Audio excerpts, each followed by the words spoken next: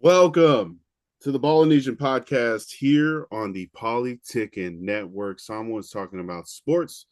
Coach Forrest and I, Charger and Raider fan, going to be talking about all sorts of sport things that are happening, but we're going to focus in on Roman Siulepa of the Pittsburgh Panthers, some college basketball, highlighting some of the Ballinesians out there, as well as talking about March Madness, single elimination tournament, and some updates on the American Samoa women's soccer team that is playing for a chance to go to a FIFA tournament, the World Cup, the FIFA tournament. Yeah.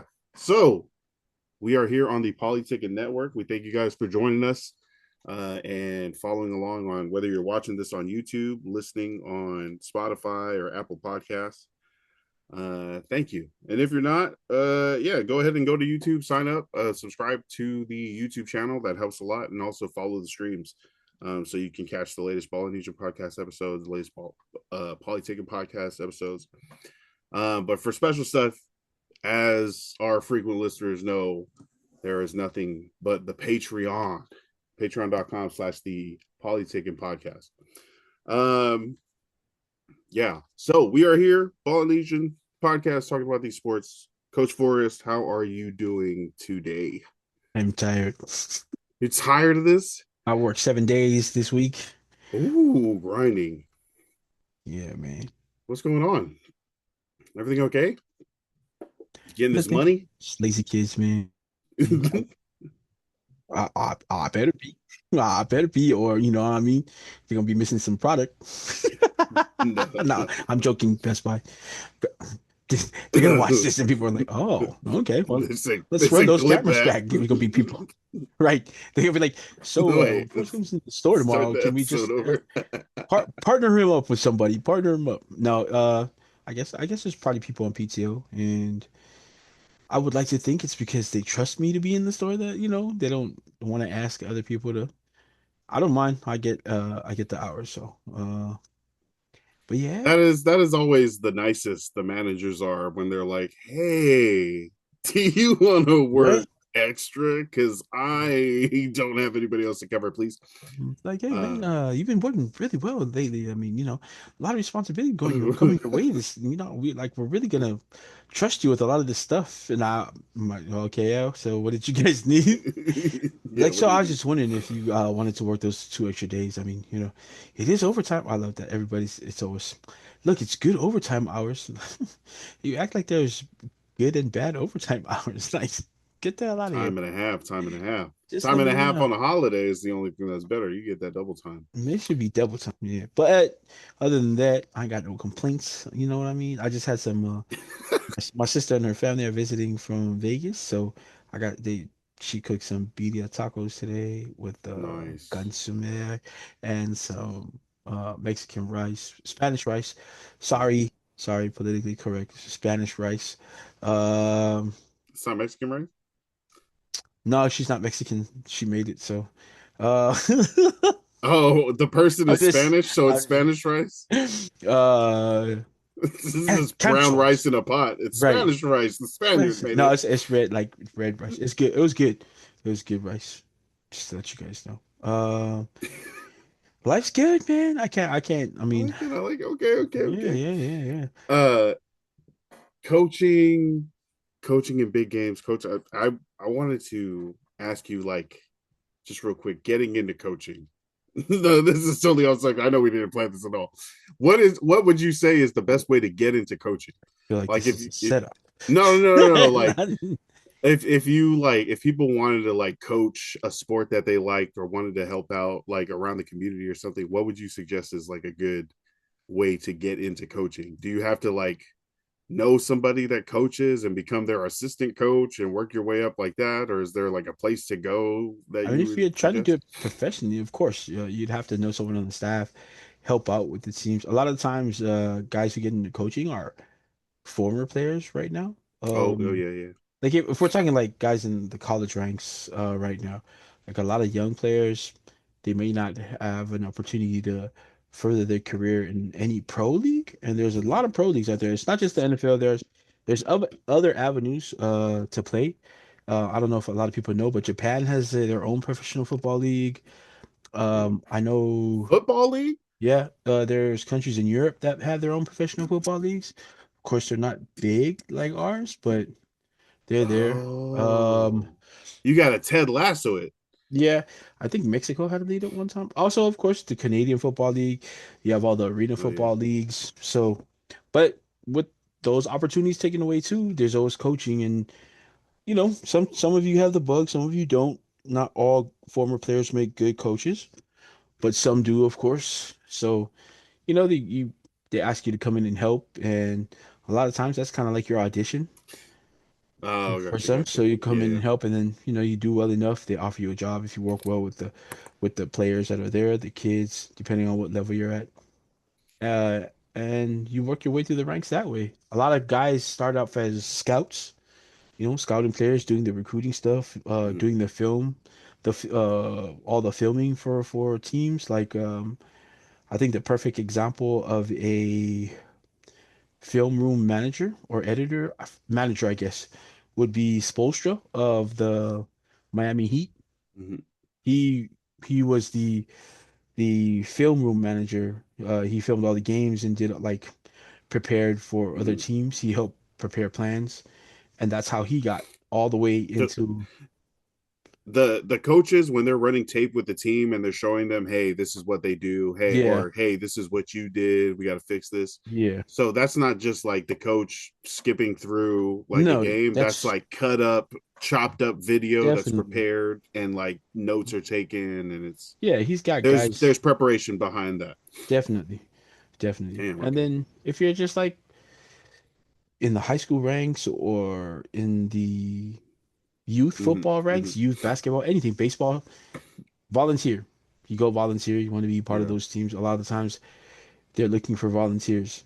Go give your time, because sometimes a lot of these teams are looking for coaches. And I know everybody has their everyday responsibilities to get to as far as work and their own families. But, if you think about it, a lot of these kids are out there and sometimes there's just not enough coaches to go around. So if you have time, go out there and volunteer your I time, man. feel like that time thing might be like the biggest wall that a bunch Sure. of people are coming. They're like, yeah, I want to help, but if you take a step back and look at all the commitments that you have to do, all like the extra stuff, not just like coaching practice from 2 to 4 or whatever the hours are, but also like the preparation, all the time, getting to games and all that stuff. People might not take that into consideration, but would you say factoring all that extra stuff in, is coaching worth doing all that stuff, or it's like you gotta be just like realize you're taking an L but for the betterment of the sport, or is like how do you feel about balancing the cost with the reward of coaching? No, it's definitely worth it. If you're there for, of course, if you're trying to make a profit out of it, then you're better off trying to be like a personal trainer somewhere. That's not what, yes, coaching Mhm. in the higher ranks, of course, it's about making a living from it. But at the level I coached at, I mean, even like in the high school coach, you get a stipend for when you're coaching in American Samoa, like for high school. But when I was on staff with um Safuna, and I coached with Coach Milton Taufasao, Coach Alan Fumono. Um, our staff there just we didn't keep the money for it. Like this, none of us really kept the money from the stipend. Well, that was the money that we either put into like uh uniforms if we pay for it out of our pocket, but we that would essentially be the money that we got, and then we'd throw a Yeah, party at the end for the boys, or trophies, anything like that. That's the money we would use. The stipend, I don't even know how much the stipend was. It might have been like, if you're like a head coach, I think it was like maybe close to like $600 for the whole season. for the season. Yeah, for the season, for the season. Ooh, And American Samoa, of course, in the States, it's going to be different. You have programs who can pay you, okay, yep, yeah, and then yeah, definitely. Yeah. and then if you're coaching at a private school, of course, it's going to be different. Your They have. dollar also goes a little further, I guess, in American Samoa. Some of the stuff is cheaper, like the milk Oh, is. So, I mean, it might be shrinkflation, it might be smaller stuff, but it me, seemed like me, the look, cost of living wasn't crazy. maybe when we were there, but now I don't know. If Oh no! we Look, haven't been home in a long time, so I don't know. hopefully the Yeah. stipend has kept up with inflation the same way the national minimum wage has, or better. Ooh. Uh, Continuing on with that coaching, what's it like winning a championship? What is that? What Oh is that man. realization and kind of like Hey, look, man. I was born to win championships, so winning them, it was like it was no other. It was just a no for Tuesday? me. You know what I mean? I was like, Shut what? We up. just want to. Is that our second one?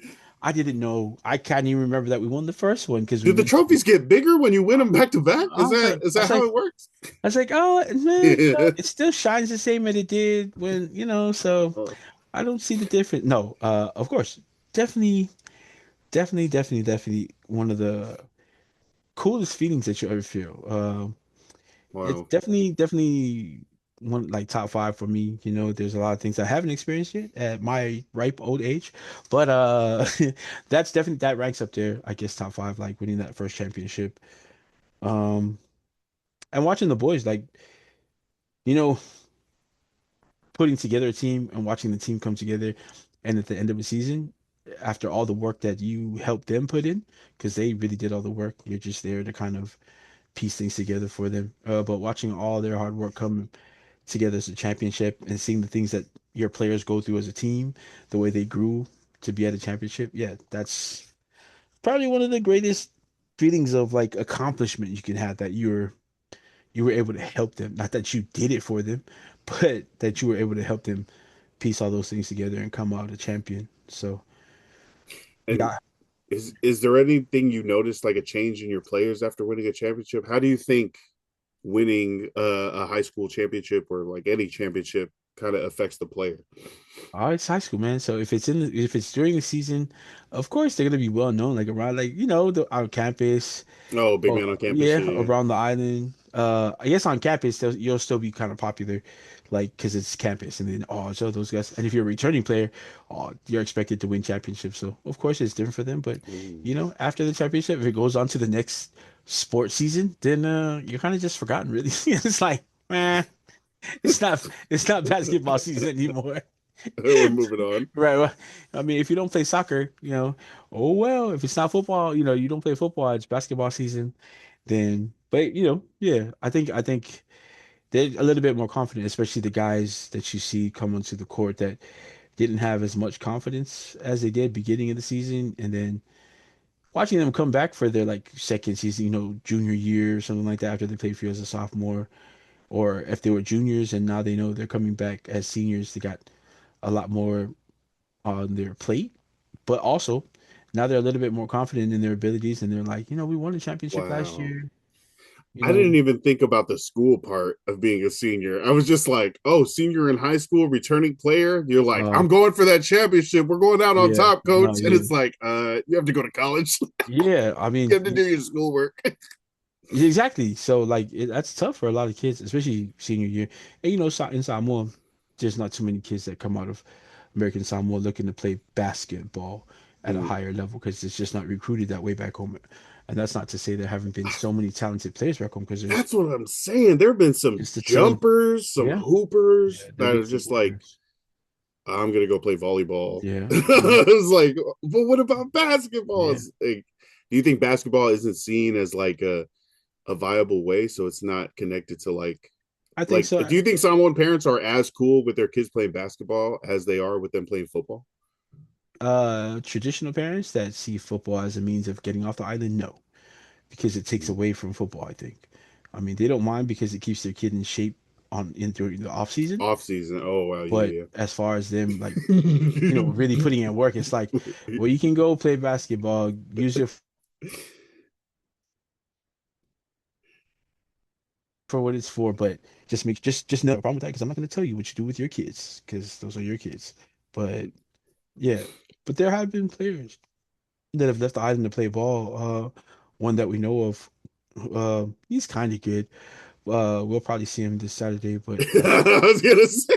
he's he's all right. He's hard headed. He learns in a different way, but super talented kid, man. Talanoa Smith. he was able to leave. He did a lot of recruiting by on his own with his family. Shout out to Doug Smith for I was gonna say, doing a ton of recruiting. If you ever saw Doug doing a lot of Noah's games, it was back in the day. So he had this big ass video camera, the camcorder stuck to his shoulder, filming. not the shoulder mount. Yeah, Oh, man. So yeah, Doug was out there filming. and he sent Um, his kids highlights to everybody. He was like, yeah. "Hey, college I scholarship." made DVDs. I know he gave me a few. I was able to send out some to. I know I sent a couple over to UH Hilo, UH Manoa. There were a couple Nice. of junior colleges in California that I sent them to. Yeah, Bro, you just don't think about how much effort goes into recruiting and like how much time and oh man. it actually needs to happen for you to get spread because that's a big thing, right? Like people aren't going to know if they never hear you, so you Yeah, got and yeah, coming from American Samoa specifically, it's like no one expects anything to be coming out of there, any good yeah. players to be coming out there, so they're not looking, they're not listening. So when even when we do have really good players, it's like trying to bang the drum to get the word out is it seems like a huge uphill battle. Well, just think about how anytime you hear a story about Isa Ako you'll hear a bunch of stories about Issa Ako's first sport was volleyball, and that's how coaches found him.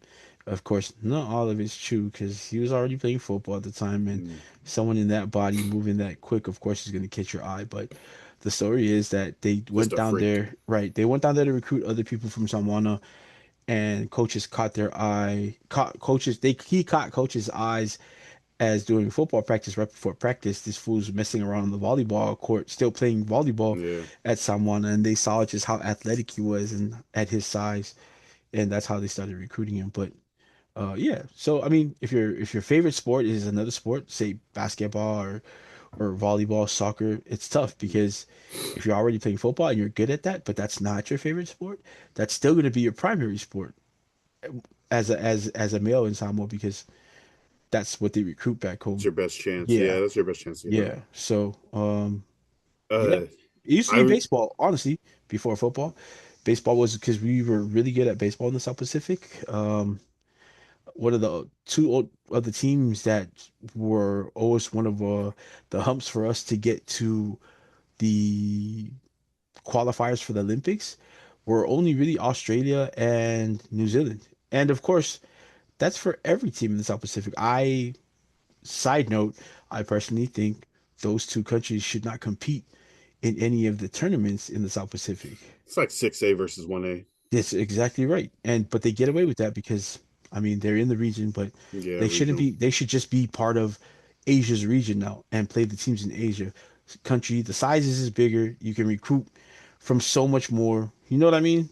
But anyway, yeah, baseball used to be that much bigger. Like we had guys getting signed by And minor league teams straight out of high school when I was in high school. Like there was a handful of players getting signed every year. baseball, basketball, volleyball. Oh, that was the thing I heard. It was that Polynesian Power, Tino Samoa and Isaac Sabonga cartoon Oh yeah, documentary they yeah. made when they were at UH. But people were just like amazed. Isaac Sabonga's over here, 330 pounds, pushing people, double teams, just taking on all this, showing all this strength in the trenches, and then also freaking doing a between the legs dunk after practice, like just Yeah. in the I, face, man.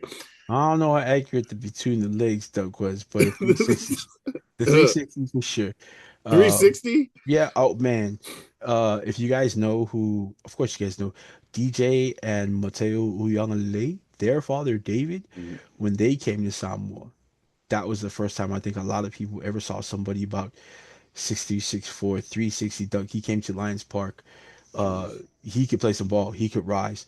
One of the Ooh, funnier Dave. stories. Yep, Dave, Yeah. Big Dave, as he's well known right now. Uh, Loved and hated by many in the community of college sports and recruiting. He uh he went to Australia with it was an exhibition team. The national team got invited to Australia to play, and during halftime he shattered a backboard. He Oh went up wow. for a dunk and shattered the backboard. And I Pause know, the game. yeah, so it was too funny. But at his size, um, that's kind of like what they talk about with Isako Sobonga, Big Dave, he used to just Mm. 360 windmills at the park when he was back when they came to stay for a little bit. Yeah, so You can kind of tell natural football players when they're just playing basketball for like sure. to keep in shape. There's still Yeah. a little shoulder down kind of Yeah. drives. They're stiff, they're shoulder down, you know what I Strong. mean? They're yeah, and they don't run the court. They're just strong, dude. It's Yeah. like I'm gonna give you 8 seconds at a time because that's what I'm used to. No, for sure, for So sure. you But play till the whistle blows. yeah, Uh, all right. So coaching, being able to like take care of players, help them achieve, become better, and really achieve stuff like that, while also winning a title is something special. Going into this month of March, where we have March Madness, the double NCAA tournament, um, single elimination, 64 teams, both the men's bracket, the women's bracket will crown a champion by the end of the month. But keeping in with that championship winning coaching theme, who are some of the coaches, specifically in college basketball, that like you think about when you think about championships, and specifically when you think about winning March Madness? Like, what is the March Madness? They cutting down the nets. I mean, I guess cutting down the nets is the championship thing for everywhere. every But yeah. what would the March Madness like national championship kind of? I guess it's final. Is the Final Four bigger than the national championship? Yeah, only because if there's four teams, and so the final four, it's like the final Spreading four out. teams out of 64 teams. You've Mm, trimmed your list down from 64 teams to the last four. mm. And And there's 4 regions, so these are the yes, winners from each of from those each region. 16 team And look, you get regions. a number one ranking, you get a number one ranked team in each region. But every year, of course, you expect, just because of rankings and how they played all season, to see those four teams in the championship or in the final four. Mm-hmm. But it's the final four, and that's the magic of the final four. You never know which four teams are going to end up. It's more than likely one of the number ones is going to make it because, you Right. know, they get the buys. So s- those teams have mathematically the easiest route to the final four. Mm-hmm. But there's something about a single elimination tournament that's they probably coined the term in sports, the Cinderella teams, is because Yeah. you've seen last season each bracket make it to a Final Four, to an Elite Eight, Sweet 16. Man, that at some point there were some Sweet 16 tournaments that might have been bigger than, or more exciting than the championship game. But yeah, it's all because any team on any given day can win during March. You know, if you guys are, I mean, you're a Pac-12 fan because of the football school that Mm-hmm. they're all right. USC, they're cool. Uh, Anyways. but UCLA, if you're old enough to remember when they went to the championship, Tyus Edney dribbling from one baseline to the other on with like the last, I think, 7 seconds, just dribbling through everybody. And mind you, Tyus Edney's like 5'5", maybe 5'8" at the most, dribbling through everybody, baseline to baseline, laying it up, winning the game, getting them to the. I think that put them into the Elite Eight that year. Um, we watched North Carolina one year, the same year. Uh, DiVincenzo, he was on that Villanova team when they played each other. Was that the championship game?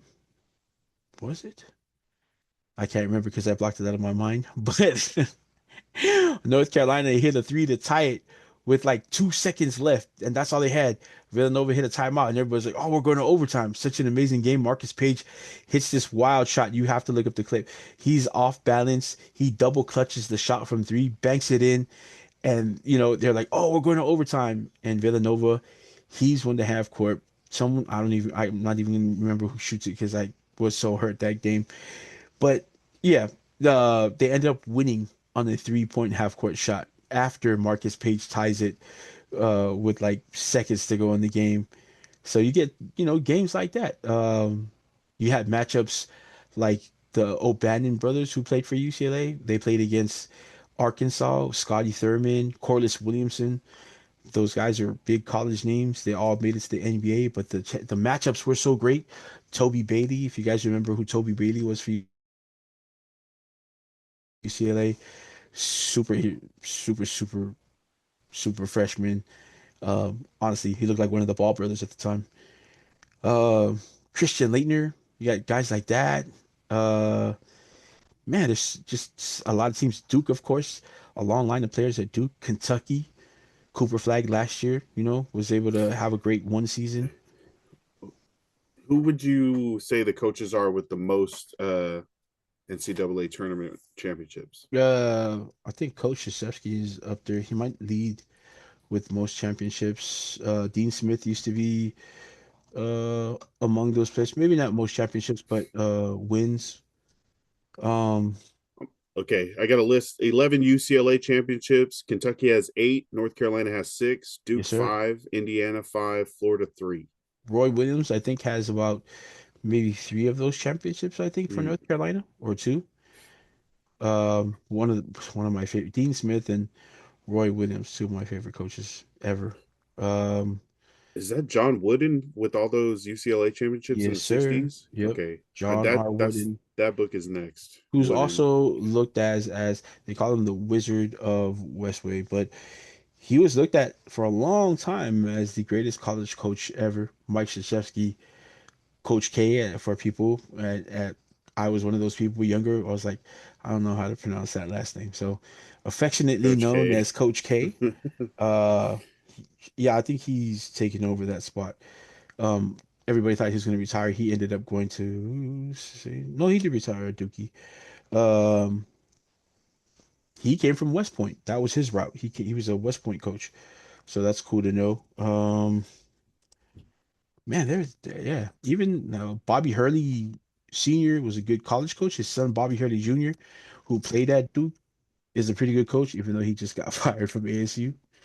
Um, yeah, Kelvin Sampson, tons of great coaches in the college ranks. Nice.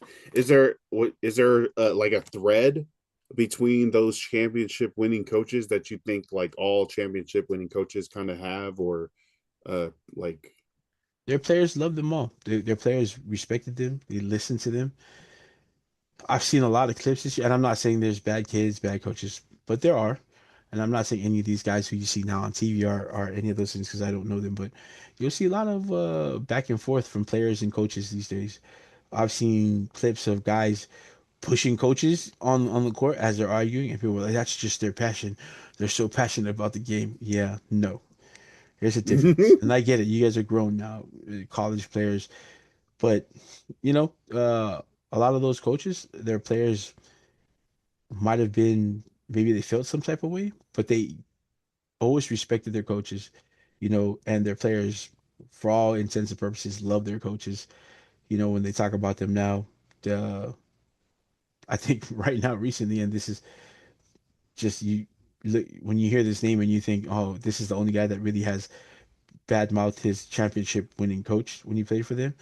You're thinking, well, yeah, you can't trust that. But Rashad McCants is probably one of the only guys that has come out and just kind of is against the program at North Carolina and against Coach Roy Williams.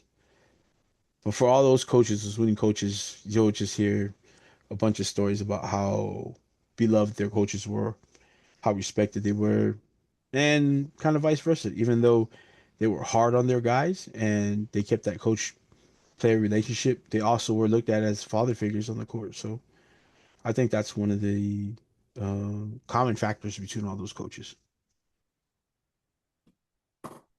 being respected by your players, there's something where your player will is looking up to you and trust you to like put Yeah, them in good situations. They trust a coach's advice. I can remember like being in games.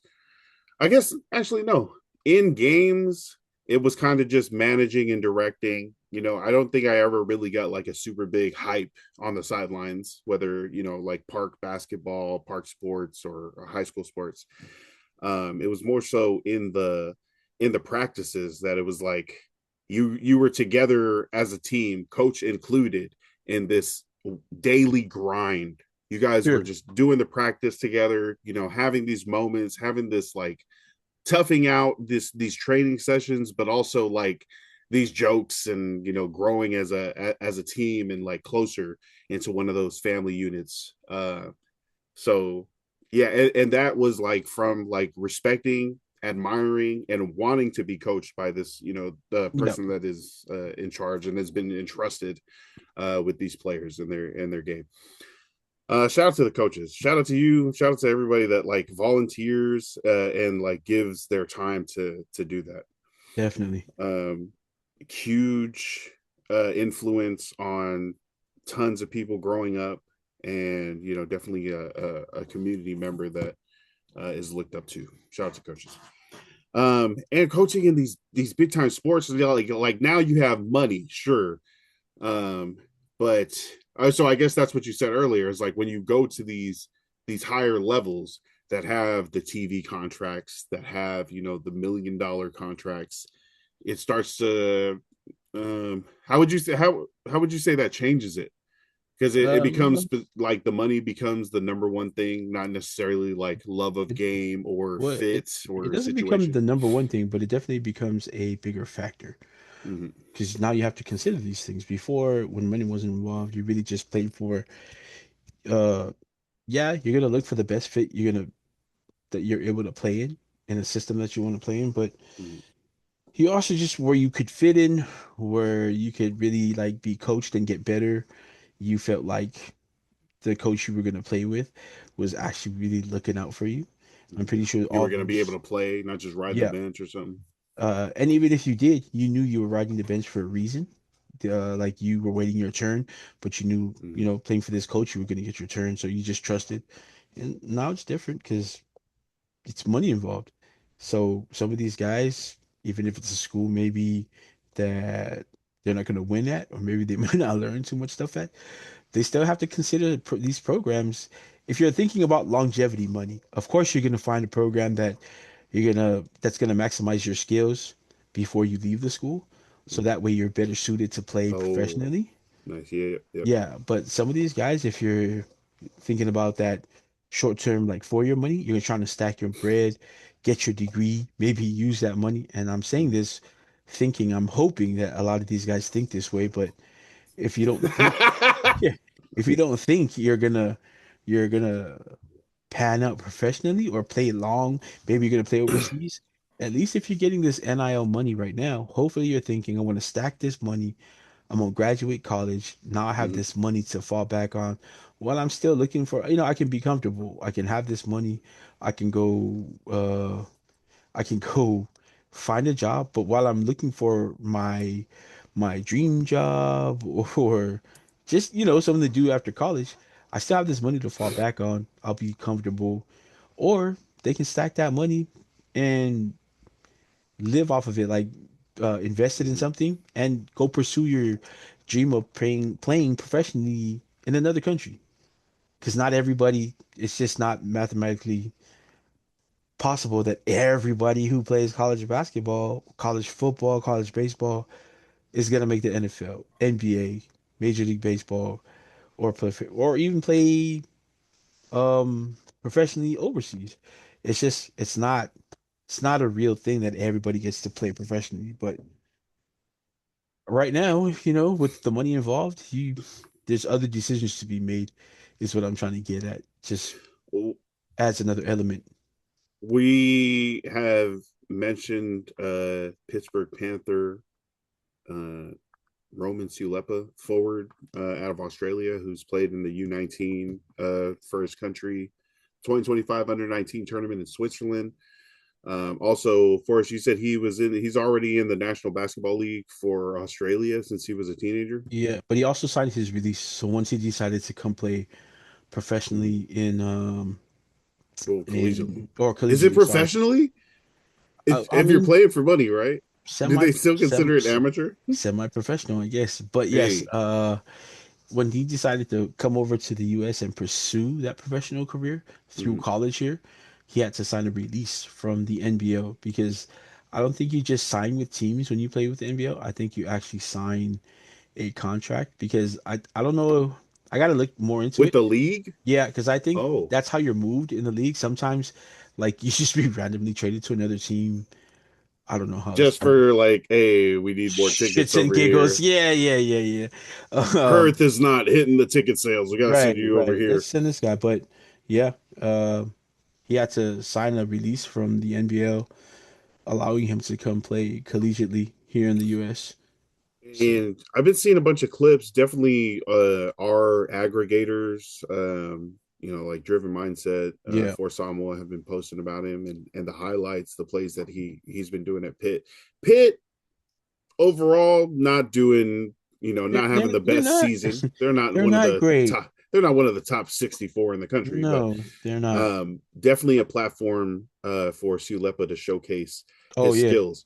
And I wanted to like kind of ask about this transition from Australia, from New Zealand, from the Pacific, I'd say, and those leagues to America, and at a younger age, because it's not like you. I guess who are some off the top foreign basketball players that like played foreign leagues and then came over to the NBA?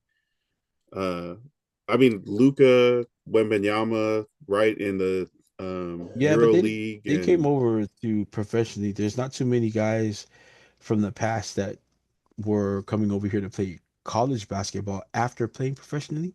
mm, A lot of the oh the right, college. Okay, yeah, yeah. a lot of the guys that came over before back in the day that came over to play were already they didn't go back into the college ranks or and a lot of them from Europe. There were a lot of guys from Europe that just they had been playing in Europe for so long, and I think the rules were totally different back Mm. then. So a lot of the guys that came over, they didn't come over as teenagers. They came over as like seasoned veterans that had like Oh yeah, yeah, yeah, yeah. Veterans, yeah. right? So like Ginobili, yep, even though they like were rookies here, they had been playing for years mm. I in I the guess European leagues. Luca is the one that I would think of, but like he was a Euro League. But even Uh, Luca, he had already been playing for so long in the Euro League, internationally for his and most of these guys that come over from again, rules are different. For a long time, nationally, the American teams or the United States teams only played college level guys. Like they didn't. I don't know why. I gotta look oh, again, in but the Olympics, they didn't yeah, allow in professionals. any Well, national, the U.S. the didn't allow U.S. Yeah, professionals athletes to go and in any represent them. national tournament or international tournament, they just sent the college guys, and The that's why you're amateurs. right. And and the games were a lot closer. The tournaments were a lot closer. That's why you see a lot of Olympics before the Dream Team. Russia had I think it was most of the time, it was teams out of like Russia that and they were still the USSR at the time. If I believe. Uh, a lot of The those teams. United Soviet States of Russia. Right, right. And those guys, they won a lot of gold medals as well. And then the Dream Team came along and they kind of changed everything in international play because it was like, well, the Americans, it's a game that they invented, and now their professional guys get to come over. And I mean, you would think like even now, the USA, the guys, the excuse me, the NBA is still looked at as the premier league in the world. Guys, there's not guys who in America they don't dream about going overseas to play. Their first dream, they do make the decision to go over play, and they end up loving it playing overseas. I'm not saying that it's like nah, that's like our last resort, but the NBA is everyone's dream in the world playing basketball. You know what I mean? The NBA. It's like even kids in Europe, kids in Australia, like we're just talking about Robin Siulepa, he was already playing professional basketball in his country. And the NBL is one of the bigger leagues. It's probably like the third biggest league besides Euro League, after the NBA.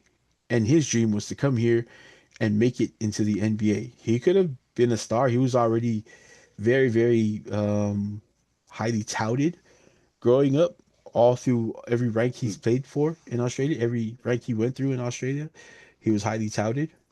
He could definitely. He was also a very highly decorated rugby player. Uh, Crazy. yep, highly ranked too. I know he has an interview and he was like, "Nah, I wouldn't say nationally," which is I think pretty humble because if you read everything that they have to say about Roman, they say he was a national like top five nationally in Australia in rugby, and this would be like equivalent to like five-star in high school, highly recruited, in, out of college if he was in the United States. Like going to Ireland and playing soccer. Yeah, so It's like, yeah, bro, you should be playing rugby, or bro, you should be playing football. It's like, like, no, I'm gonna go to this other country. I yeah, got an opportunity there that I really want to pursue. yeah. My apologies to the two Russian people listening to this. The USSR is not the United States. Soviet Russia. You were super confident, and Yeah, I sold it to right. be fair, I was like, "Ah, that's right. I think that's what it is for him." But Soviet states are it's the Union of Soviet Socialist Republics. Anyway, who's gonna uh remember that? it's tough. It's a old. It's not even around Right. anymore. Yeah. Okay, so college, Siulepa, the difference between a professional basketball player playing in an international league before coming to play basketball in the United States is like you said, those guys went to the NBA. They were so good, they went Yeah. straight to the NBA. But also because of the like you already got paid and are a professional, I don't think they were allowed to be amateur collegiate athletes until NIL started. And then it's like, oh, it's fine if you got paid. We get paid now. So I think that's where one of the big changes might have happened recently, where we're starting to see this um, possible situation where it's like someone who was really good, fifth best projected, athlete at a certain sport in his country, um, has an opportunity. And Siulepa mentioned this in some of the interviews, like talking about the money and this chance to get paid this much money could set him up for the future, could take care of his future before Yeah. he figures out what the next step is. So getting lots of money. There Hey, was look. Highly recruited highly recruited little girl back there. were you awake? She's yeah, no, I Yeah. mean, uh she's like, why are you awake? Wait, hold up. All right. Yeah. So basically, wrapping all of that up is that the NIL and this chance for international pros to come into college basketball if they're young enough, they meet the criteria. Um, Basically, makes another career path into the NBA for more talented players, and especially Pacific Islander players, another path into the league that not many people have taken. Um, yeah, but is there anything that you know you would advise Roman for like the rest of his time? I know he's still got to add stuff before becoming like a more well-rounded NBA prospect, and he might not be one and done, might return to college and stuff. But what would you advise him to work on to make his dream to get up to the NBA and make an NBA level money a reality? Don't accept any phone calls from Australia. Why are they going to say, come home? Give send your money. No, I'm kidding. I'm Oh, he's talking about this as family. no, I think while you're in the United well, if we get roasted for that one. I think he should fully take advantage of of all the coaches. Not to say he didn't have like Oh, these yeah, yeah. coaches in Australia, but if he's looking to play in the United States, the games are different. Hmm. It's I think it's a little more fast paced out here. So the pace, he looks like he's already helping out the pace, and it hasn't been too hard on him to transition over because he's one of those high motor guys on both sides of the court, which helps and hurts him as well. The one knock on him so far is that he gets into foul trouble, but that's because the way he plays offense, the high intensity, is the way he plays on defense. So he's gonna go after every block. He goes after every rebound on offense, or he goes after every block on defense, and he's not gonna be able to block everything. So, but yeah, just take advantage, especially when you have I'm pretty sure he's had individual coaches or personal trainers while he was in Australia, but not to the extent that these colleges are going to be able to They're spending afford a him. lot of money. Yeah, They're yeah, spending a lot of money on these coaches. That's yeah. a resource. It's Yeah. also it just goes to show too, because when we think about it, American players are still getting paid top dollar over a lot of guys who play overseas that are local to those countries, because Roman took the chance on coming over here and making more money or get to the NBA to make more money, probably still making more money NIL than leaving a professional league that he played for Yes. in Australia. Yes. For Professional money. sure. The only For other sure. person I know right now who left a professional league um, is Luka Bogdanovic, who North Carolina had a hard time getting over here too, but they finally got him over. He used to play professionally, I think, in Spain or Montenegro, I think, but like that Montenegro. Yeah, I a sound little roll. local, You little roll it. but yeah, he's one of the only. I know there's a lot, but those are the two high profile players that have come over from professional leagues in other countries, and to come over here and play in the NCAA to better their chance to get into the league, the NBA. So yeah, The, I hope he just takes advantage of everything that he has at his hands right now that he didn't in Australia. you mentioned his money in college being more than Yeah, you know his professional contract. whatever the professional contract is in Australia. That's kind of the same. Some of these college players, especially in football, because of Oh, the yep. NIL stuff, they're getting paid more than they would if they went professional and was like a top 10 Yeah, pick, because the rookie contract scale, wage scale for the NFL has been collectively bargained. And it's like, if you're younger, you'll make your money eventually, but you only get a little bit now. So there are like seniors or big time players in college that are making $10 million a year, plus all the like extra, ads and yep, campaigns that they're doing. yep. So they're getting paid more. They're a lot more comfortable saying, I'm going to stay in college. I'm going to stay in college because I'm getting paid. I don't need to rush to the league, which is what a lot of people have been trying to do, why it's been so competitive to get to the big professional league so you can make this money. Now with the NIL, there's like a little bit of a lessening on the pressure to go pro, because in college you can still make life-changing, family caring money if you're some of these big time players that these colleges are spending millions and millions of dollars on. Definitely. So that definitely opens it up. This from basketball.com, an Australia story. They were talking to Roman Siulepa about his move to Pittsburgh with the Panthers, and he was mentioning, other people had gone before, some of his teammates going from the Pacific to college or to America, and then also the financials having a big part of it. Quote, I like to focus on the basketball side of things, but when there's that much money out there and the amount they are paying anyone, it's pretty crazy, Siulepa says. Obviously, that played a big part as well. It's a lot of money, and being able to navigate through my financials, save for the future, and set myself up is a big thing and a good first step for my career. I like that. He also added that the money is great. It's a first step, Yeah, covering all the bases, getting your savings account, your whatever, and then that's a launching point because he wants more than just a couple of years of NIL. Shout out to Roman Siulepa. Good luck, building up the career and definitely getting people excited about what a Pacific Islander could do in an American League. It's killing it. amen. Shout outs. Any shout outs for this week? Um, Man, you know what? Shout out to my nephew. I know I shout him out all the time on here, but Leo Valfusi. He went through open house at and registration at O'Day High School here. So we're excited about that. We get to go watch him play next season at O'Day High School, which is one of the top high schools in Washington pertaining to any nice. sport, but football in the most. I think they won the state championship in their division this year. So, yep. Uh, looking forward to. And the best thing about it is they're called the O'Day Fighting Irish.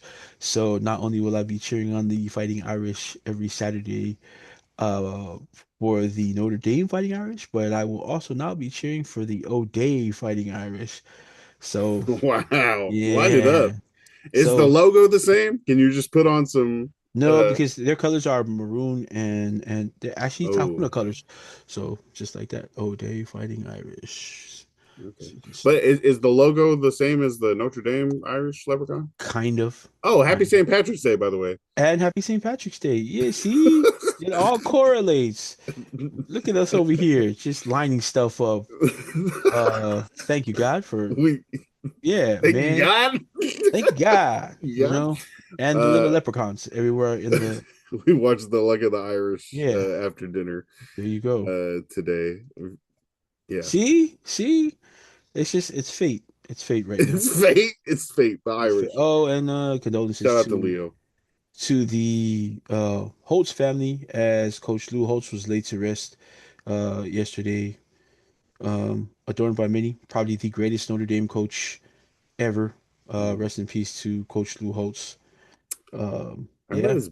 I read a book by Lou Holtz. It was like a season. It was a coaching yeah, book, but I think it was like a Notre Dame championship season. But it went game by game, and it was like a. It was crazy. It yeah. was pretty cool. See, It was talking about like the backstory, like the roster moves and all that stuff, and everything else. yeah, man. I can tell you what book it is because there's so many about Notre Dame championships. I mean, I, you'd get tired of reading those books. Just gonna look up Lou Holtz's book. Wins, losses, lessons. I can't recognize any of these. Uh, When did you read this a book? When you were championship 12? season. Yeah, no, legit. I Yeah, was like 12. I might have been like just moved to American Samoa. Lou that's Holtz, pretty a cool. championship season at Notre Dame, the Fighting Spirit. Maybe that sounds about right. Yeah. But yeah, 36 books by Lou Holtz. Damn. Shout out to Coach Lou Holtz. Well, not shout out, but condolences to his family.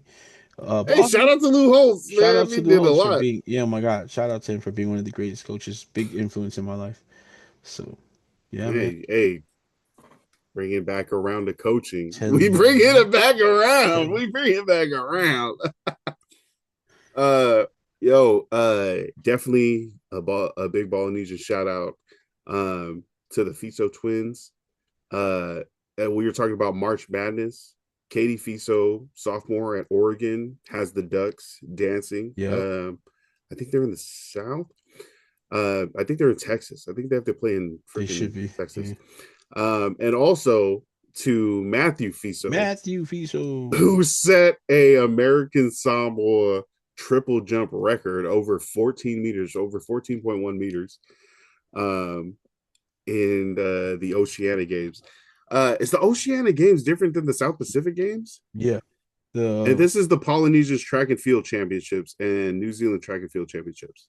yeah, two different games. Oceania's a little smaller than the Pacific, now known as the Pacific Games. Lance, please don't say the South Pacific Games anymore. They are just the Pacific Just Games. the Pacific Games. Yeah.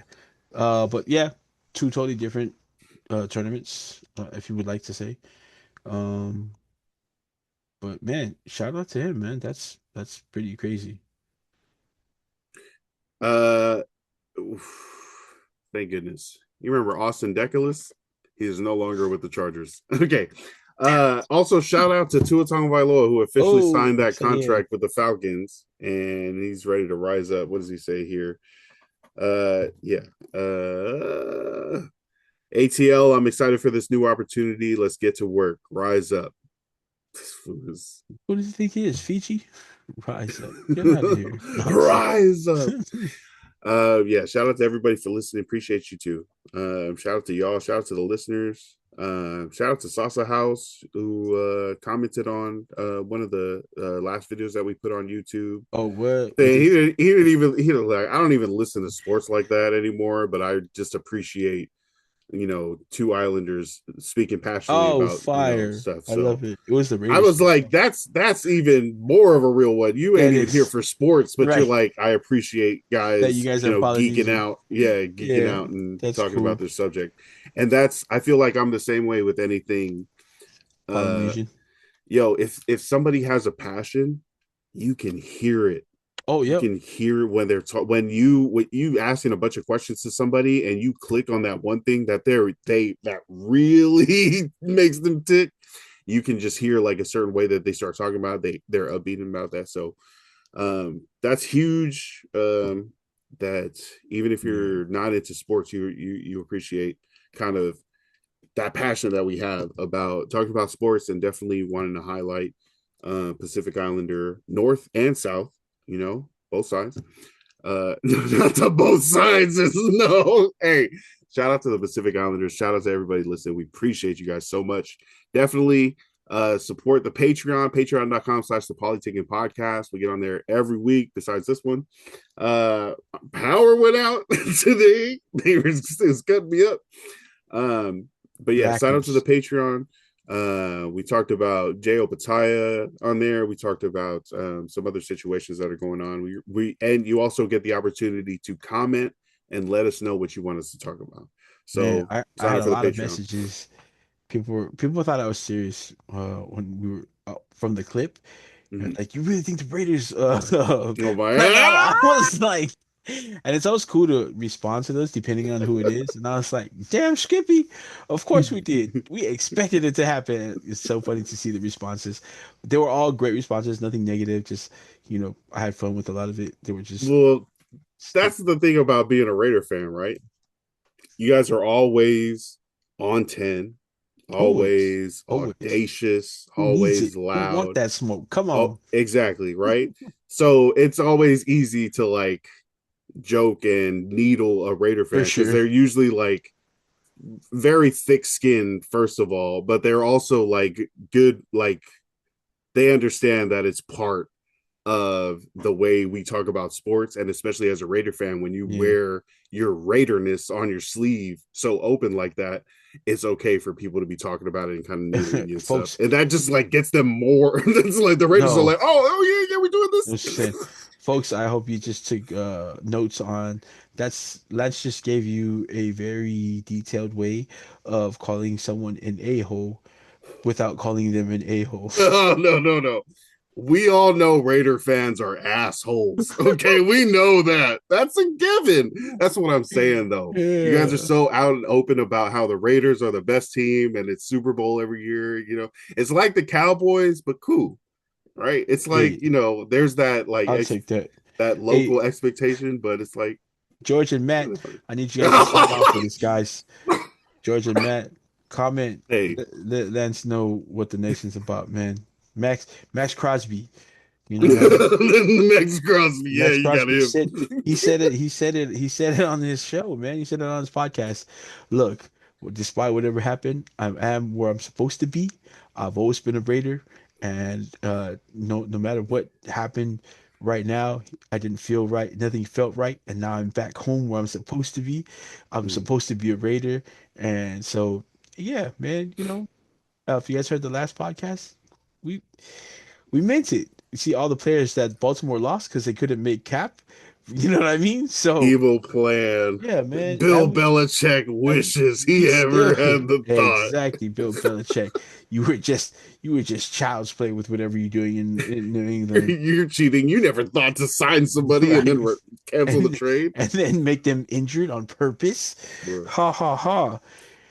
The Raiders off season is off to a good step. We'll Off have to a to get good start. another Look, we update. we did make jokes about the signing of back that ass up to the Chargers. But Uh are you wondering who your center?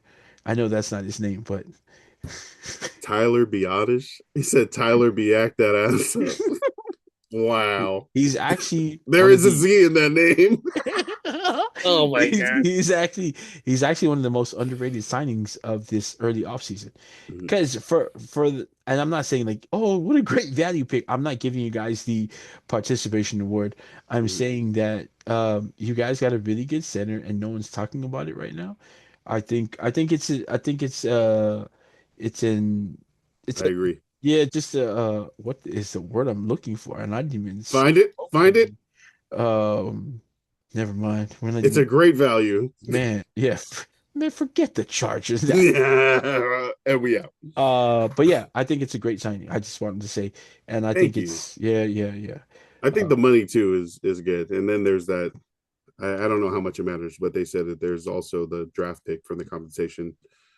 because he wasn't actually a free agent signing because he got released by his team.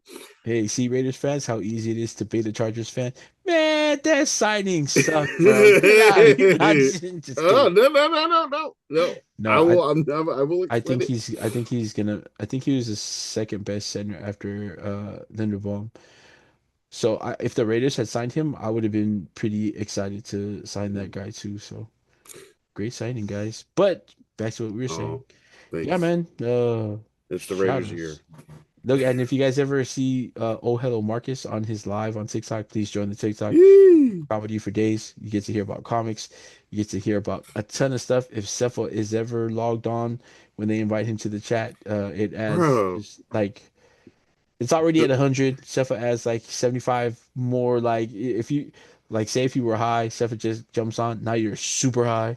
So yeah, man, super cool. Then they it's get Lance on sometimes, and yeah, I'm not trying to be. It's like, hey, hop bro. on here. I was like, no, I think one of the I'm having funniest too much fun listening. one of the funniest moments of ever in one of his lives. Sorry, Marcus, but we were on the live and it just started, and then one of the questions popped up in his live, and somebody goes, "Hey, Marcus, what do you find attractive in a man?" But he's reading it live, and he goes, "What do you find attractive in a man?" And he's like, "Ah," he kind of stuck, it caught him by surprise. He didn't know how to answer it. He just turns around and starts laughing, and everybody's laughing in the chat. And I was like, damn, I don't ever think I seen Marcus get stuck like that. So that was pretty funny. But join the live. It's a good time. How would you answer that question? What do I find attractive in a man? Yeah. Everything I find attractive in myself. I'm attractive. Oh, my cheeks, my face, my Oh, so ears, hey, my humor. pause. I'm not saying my cheeks. Take it easy. All right. Thank you guys for tapping in, tuning in, locking in. Appreciate you guys. Hell yeah. Um I wanted to do something at the end of the episodes. Nah, Lance gotta go. Lance got a 4-year-old right now that's waiting for Well, him. this is what like to get people to the end of the episodes, we do like a Jerry Springer's final thoughts kind of section. Not that, but just like wrap up the whole thing in the future. Along with that comment link in Oh, the future is let gonna me hey, whoa, okay. Thank you for listening. We'll see you guys next week. Stay hydrated, stay blessed, stay balling. Love and light. Peace.